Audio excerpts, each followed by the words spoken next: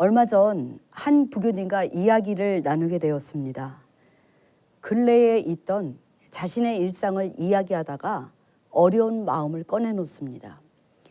이 코로나19로 인해서 어려워진 사업에 관한 이야기였습니다.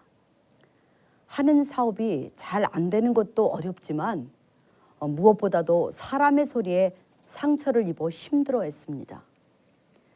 부교님이 말씀하시기를, 사가님, 어떤 사람이 저보고 예수님 믿어서 잘 된 것이 뭐가 있냐고 하더라고요.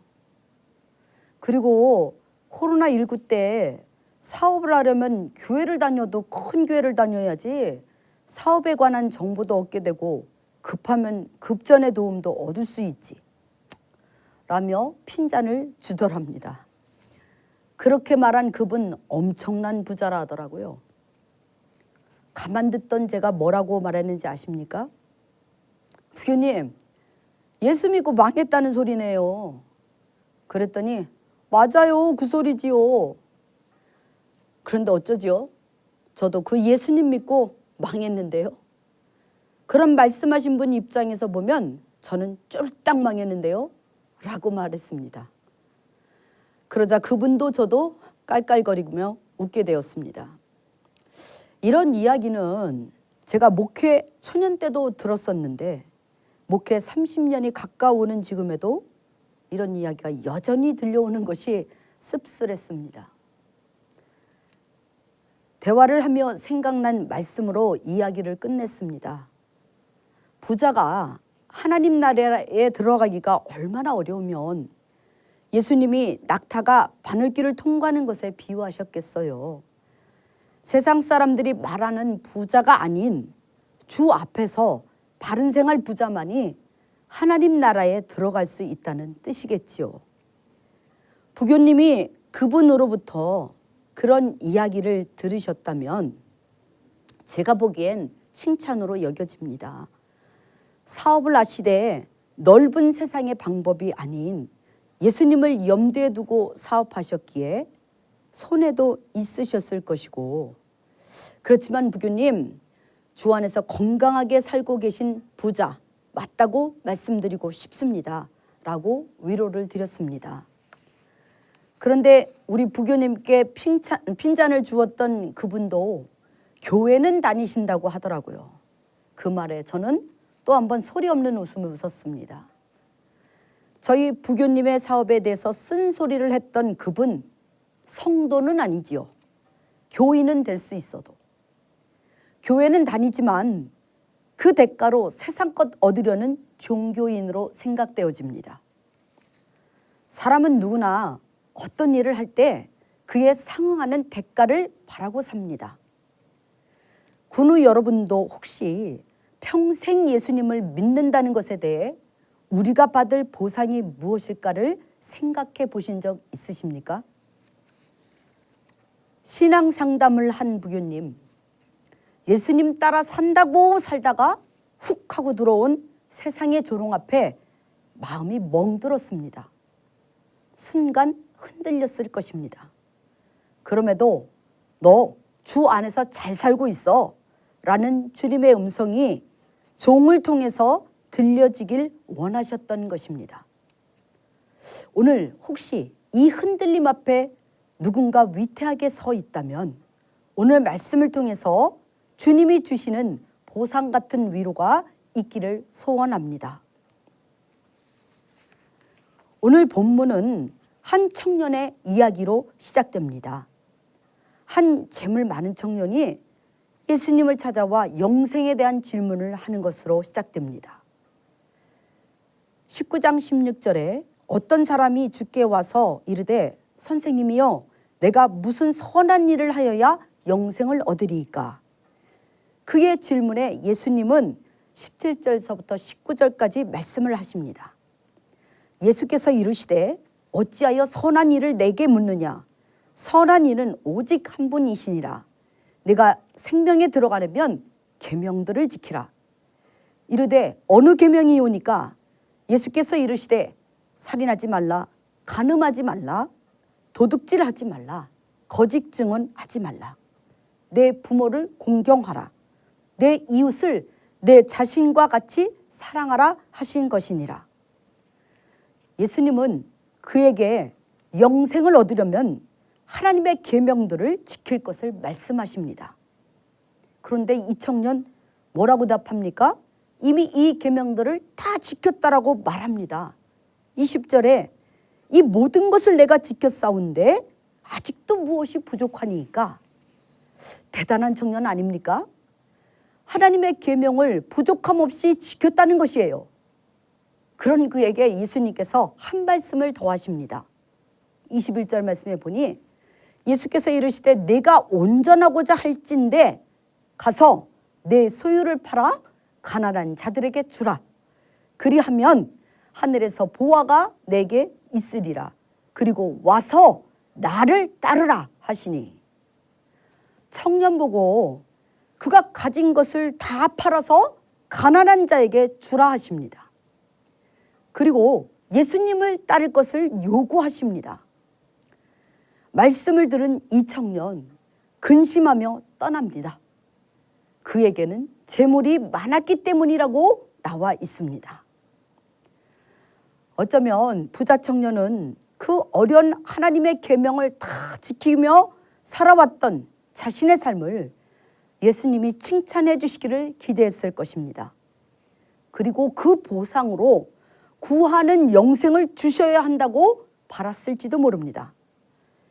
그런데 그런 청년에게 예수님은 기대한 보상은 고사하고 그에게 있는 것 다 버리고 예수님을 전적으로 따르라고 한 것입니다. 결국 자기 소유를 포기하면서까지 예수님을 따를 수 없는 세상 부자였기에 청년은 떠나갔습니다. 그 청년이 부족함 없이 지켜낸 계명은 과연 무엇이었을까요? 그냥 경건의 모양이 되어버렸습니다. 떠난 청년을 보시며 제자들에게 예수님은 말씀을 이어가십니다. 23절에서 24절까지 말씀. 예수께서 제자들에게 이르시되 내가 진실로 너희에게 이르노니 부자는 천국에 들어가기가 어려우니라. 다시 너희에게 말하노니 낙타가 바늘귀로 들어가는 것이 부자가 하나님 나라에 들어가는 것보다 쉬우니라 하시니. 부자가 하나님 나라에 들어가기 어렵다는 말씀을 제자들이 듣습니다. 그리고 놀랍니다. 그럼 누가 과연 구원을 얻을 수 있을까? 이렇게 놀람 끝에 베드로가 질문을 하는 거예요. 19장 27절 오늘 본문 말씀이죠. 우리가 모든 것을 버리고 주를 따라 싸운데 그런즉 우리가 무엇을 얻으리이까? 예수님을 따르는 자에게 주어질 보상에 대한 질문입니다. 여러분, 이렇게 질문하는 베드로의 마음은 당당했을 것입니다.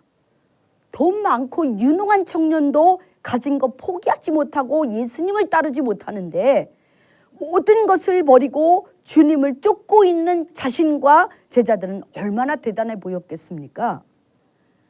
그러니 그에 따르는 예수님의 보상은 당연히 크게 주어져야 한다고 기대하고 있었을 것입니다. 우리도 열심히 예수님을 믿으면 그에 상응하는 보상이 이 땅에서도 당연히 주어져야 한다고 생각합니다. 그러나 여러분, 최선을 다해 믿음 생활을 했는데도 우리가 기대했던 보상이 주어지지 않을 때를 만나기도 합니다. 그럴 때마다 우리는 하나님에 대해서 물음표를 갖게 되는 것입니다. 세상에도 적법한 행위에 의하여 재산상의 손해나 손실을 보충하기 위해서 제공하는 대가로 보상제도라는 것이 있습니다. 하물며 예수님만 따르고 살아가는 주의 자녀들이 그 믿음 때문에 어려움을 당한다면 예수님은 반드시 좋은 것으로 보상해 주셔야 한다고 생각되어질 것입니다. 그것이 공평하다고 생각할 것입니다. 예를 들면 설교 서두에 나온 부교님의 사업은 코로나19 중이라도 순풍의 때를 만나야 됐다는 것이죠. 그렇게 하나님의 뜻에서 벗어나지 않으려고 애쓰며 사업을 하다가 손실을 얻었다면 그에 상응하는 보상을 하나님은 주셨어야 공평하다고 말하고 싶은 것입니다. 자, 여기서 예수님은 어떻게 대답하시는지 궁금합니다. 베드로의 질문, 곧 우리의 질문입니다. 우리가 전적으로 예수님을 따르면 무엇을 보상으로 받는가? 라는 질문에 예수님은 어떻게 대답하셨을까요? 저는 이 예수님의 답변을 마태복음 20장 1절에서 16절까지인 포도원 일꾼의 비유를 통해서 듣기를 원합니다. 마태복음 20장은 이미 여러분들이 많은 설교를 통해서 접한 말씀인데요. 포도원 주인이 포도원 일을 시킬 품꾼을 드리는 이야기입니다. 주인은 품꾼의 삭을 하루 한 데나리온으로 정하고 인력시장으로 나갑니다. 그런데 품꾼을 한꺼번에 뽑지 않습니다. 아침 9시, 또 정오 12시, 오후 3시에 나가서 품꾼을 데려옵니다. 심지어는요, 해질녘인 오후 5시에도 나가서 일할 사람을 데리고 오는 것입니다. 상식적으로는 아무도 품꾼으로 쓰지 않을 시간에도 포도원 주인은 일꾼을 뽑아서 포도원으로 들여보내는 것입니다. 하루 일이 끝났습니다.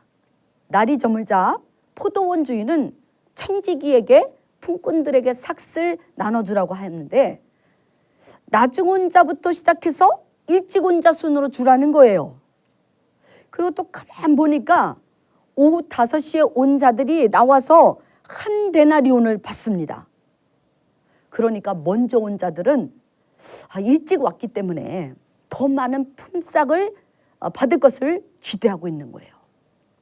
그런데 웬걸 똑같은 한 데나리온을 받습니다. 그러자 먼저 온 자들의 불평과 원망이 시작됩니다. 마태복음 20장 12절에 그들의 원망이 나와 있는데요. 나중 온 이 사람들은 1시간밖에 일하지 아니하였거늘 그들을 종일 수고하며 더위를 견딘 우리와 같게 하였나이다. 그렇지 않겠습니까? 먼저 온 일꾼들은 자신들보다 적게 일한 자들인데 자신들과 똑같은 보상을 받았기 때문에 주인의 처우가 공평하지 않다라는 것입니다. 그러나 포도원 주인은 원망하는 자들에게 자신은 한 데나리온을 주겠다고 약속했고 공정하게 행하였다고 말합니다. 그리고 이 마지막에 온 품꾼에게 관대하게 주는 것이 자기 곧 주인의 뜻이라고 말합니다. 여러분 어떻습니까? 저들의 불평이 타당하게 느껴지지 않습니까? 하나님을 떠나 사는 사람들의 세상은 어떻게 돌아갑니까? 심은 대로 거두는 것. 많이 심으면 많이 거두고 적게 심으면 적게 거두는 법으로 돌아갑니다. 이 원리를 인과응보라고 말합니다. 그러나 여러분, 이런 인과응보의 법칙은 부분적 진리일 뿐입니다. 우리가 하나님의 자녀임에도 불구하고 하나님 나라의 법칙이 아닌 세상법의 잣대로 하나님을 생각할 때 우리는 하나님을 많이 오해하게 되는 것입니다. 세상의 질서에 지배를 받는 우리는 우리의 열심과 수고가 차별화된 보상으로 주어져야 합리적이다 생각합니다. 그러기에 먼저 온 품꾼들이 주인을 향한 불만이 정당하다고 느껴지는 것입니다. 이것은 마치 우리가 모든 것을 버리고 주를 따라 싸운데 그런즉 우리가 무엇을 얻으리이까? 라는 베드로 질문을 정당화한다는 것입니다. 베드로는요, 모든 것을 버리고 예수님을 따른 제자들에게는 반드시 그에 상응하는 보상이 주어져야 한다는 계산인 것입니다. 그러나 이러한 계산법으로는 세상에서 일어나는 믿는 자들의 삶을 다 이해할 수 없습니다. 세상에서 악인의 득세와 의인의 고난 현상을 받아들일 수 없게 된다는 것입니다. 시편에 보면 베드로의 계산법으로 세상을 보다가 신앙의 위기를 당한 이야기가 나옵니다. 시편 73편 2절과 3절 말씀을 보겠습니다. 나는 거의 넘어질 뻔하였고 나의 걸음이 미끄러질 뻔하였으니 이는 내가 악인의 형통함을 보고 오만한 자를 질투하였음이로다. 여기서 악인이라 함은 하나님을 믿지 않는 자들을 뜻합니다. 그런 그들의 형통함을 보고 시험에 들어서 한 고백입니다. 그의 계속되는 한탄 들어보실까요? 12절에 보니까 볼지어다 이들은 악인들이라도 항상 평안하고 재물은 더욱 불어나도다. 그가 세상에 어떤 이들의 삶을 봅니다. 어떤 이들이냐면 하나님을 믿지 않고 살아가는 인생들의 삶을 보는 거예요. 그런데 그들은 평생 큰 갈등 한 번 하지 않고 아주 형통하게 살아갑니다. 그들이 하는 모든 일은 막힘없이 잘 풀리고요. 언제나 신세가 훤하고 재산도 척척 늘어갑니다. 하나님 없어도 자신만만하게 하루하루를 살아가는 그 땅의 사람들 때문에 이것이 어떻게 된 일이지?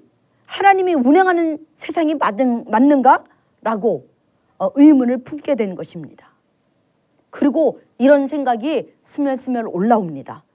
13절 말씀에 내가 내 마음을 깨끗하게 하며 내 손을 씻어서 무죄하다 한 것이 실로 헛되도다. 네, 주님을 정직하게 묵묵하게 그렇게 따라가는 우리들 인생이 너무나도 초라하게 느껴진다는 것입니다. 내가 죄짓지 않고 바르게 살려고 바둥바둥한 것이 다 의미 없어 보인다는 것입니다. 그래서 속으로 이런 생각을 하죠. 아, 나도 저들처럼 살았으면, 남들처럼 좀 그렇게 살았으면 쉽게 살 수 있었을 텐데. 그러나 또 한편으로는 이런 생각조차 갖고 있는 것은 주님 앞에 먹어야 될 마음이 아니기에 괴로운 심정으로 살아갈 때도 있습니다. 여러분들도 이런 생각과 마음을 먹으신 적 있으십니까? 그는 여러분, 모든 사람들보다 좀 더 일찍 주를 따랐다는 이유로 세상 보상을 기대하는 것, 아니 주를 따르지 않는 세상 사람들보다 우리가 더 좋은 보상이 주어져야 한다는 생각으로 우리를 본다면 저와 여러분의 삶은 실패한 삶일 것입니다. 베드로의 모습을 보십시오. 그는 하루 종일 가장 많이 일하였기 때문에 다른 이들보다는 더 많은 보상을 받을 것으로 기대하는 품꾼의 모습입니다. 그는 맨 처음 제자로서 예수님의 사역 기간 내내 누구보다 더 많은 일을 했습니다. 그러기에 그에 따른 더 많은 보상을 기대했을 것입니다. 이 베드로의 마음을 예수님은 당연히 알고 계셨습니다. 그런 그에게 세상의 계산법으로 이해할 수 없는 포도원 일꾼의 비유를 들려주시는 것입니다. 하나님의 계산법은 세상과는 다르다는 것입니다. 그는 여러분, 베드로가 모든 것을 버리고 주를 따랐다면 베드로에게 남은 것은 무엇입니까? 주님뿐입니다. 모든 것을 버린 베드로에게는 주님만이 함께 계신 것입니다. 그런데 베드로는 주님이 함께 하고 계신 삶의 가치를 몰랐습니다. 그보다는 세상에서 얻을 눈앞의 보상에 온통 관심이 쏠려 있는 것입니다. 사실 베드로가 무엇을 버렸든 주님을 따르게 되고 주님이 함께 하고 계신다면 그것으로 베드로는 모든 것을 받은 것이 됩니다. 가장 좋은 것을 받은 것입니다. 그런데 왜 베드로는 다른 보상을 기대했을까요? 예수님만으로 만족할 수 없었다는 것입니다. 우리도 다르지 않습니다. 예수님 한 분으로 만족하는 삶, 이 한 줄을 살아내기가 너무 어렵습니다. 자꾸 세상의 것들이 탐이 납니다. 갖고 싶은 것들이 너무나 많습니다. 그런데 여러분, 전도서에 보면 해 아래 인생들의 사는 모습을 나타내는 말씀이 나옵니다.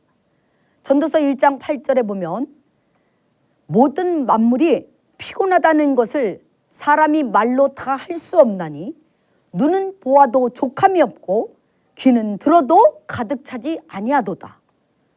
또 5장 10절에는 은을 사랑하는 자는 은으로 만족하지 못하고 풍요를 사랑하는 자는 소득으로 만족하지 아니하나니 이것도 헛되도다 라고 나와 있습니다. 먼저 살아본 신앙의 선배들이 말하지 않습니까? 살아봤는데 사람은 세상 어떤 것으로도 만족함이 없다고 말하고 있지 않습니까? 구원이신 예수님, 그분이 우리가 받을 최상의 보상임을 알고 감사하시기 바랍니다. 하나님은 인간의 의로운 행위로도 얻을 수 없는 구원을 예수님을 믿는 자들에게 값없이 주셨습니다. 적은 값을 치르고 거저 얻은 것이 있다면 그것은 가장 큰 보상 아닙니까? 그러므로 예수님만이 믿는 자들이 얻을 최고의 보상입니다. 예수님 안에 거할 때 어떤 결핍도 없는 온전한 만족이 있습니다. 세상에서 일어나는 악인의 형통과 의인의 고난에 대해서 성경은 분명히 말하고 있습니다. 전도서 3장 17절에 내가 내 마음속으로 이르기를 의인과 악인을 하나님이 심판하시리니 이는 모든 소망하는 일과 모든 행사에 때가 있으리라. 혹 여러분, 우리가 우리 육신에 생명이 있을 때 악인의 결말을 못 본다 하더라도 실망하지 마십시오. 시편은 하나님의 성소에 들어갈 때에 비로소 깨달을 수 있다고 말하고 있습니다. 시편 73편 19절에 그 심판의 날이 갑자기 그들에게 닥칠 것이며 20절에 그 심판이 오면 그들의 이 땅에서의 영화와 평화는 순식간에 사라지고 한낱 꿈에 지나지 않게 될 것이라고 말하고 있습니다. 그러기에 시편 기자는 이렇게 고백합니다. 73편 25절에서 28절까지 말씀 우리 같이 보겠습니다. 하늘에서는 주 외에 누가 내게 있으리요? 땅에서는 주밖에 내가 사모할 리 없나이다. 내 육체와 마음은 쇠약하나 하나님은 내 마음의 반석이시오 영원한 분기시시라. 무릇 주를 멀리하는 자는 망하리니 음녀같이 주를 떠난 자를 주께서 다 멸하셨나이다. 하나님께 가까이함이 내게 복이라.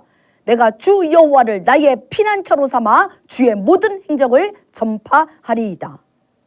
우리의 눈이 잠시 세상 것 향해 부러워하다가 쓰러지고 미끄러질 때 오늘 말씀이 생각나시기를 축원합니다. 주님만이 우리의 분기시요 주님이 우리의 상급임을 다시 깨닫게 될 것입니다. 이와 같이 나중된 자로서 먼저 되고 먼저 된 자로서 나중되리라. 네, 마태복음 19장 30절 베드로의 질문이 들어있는 그 본문 끝에도 이것으로 끝나고 20장 16절 포도원 품꾼의 이야기 끝도 이 말씀으로 끝을 맺고 있습니다.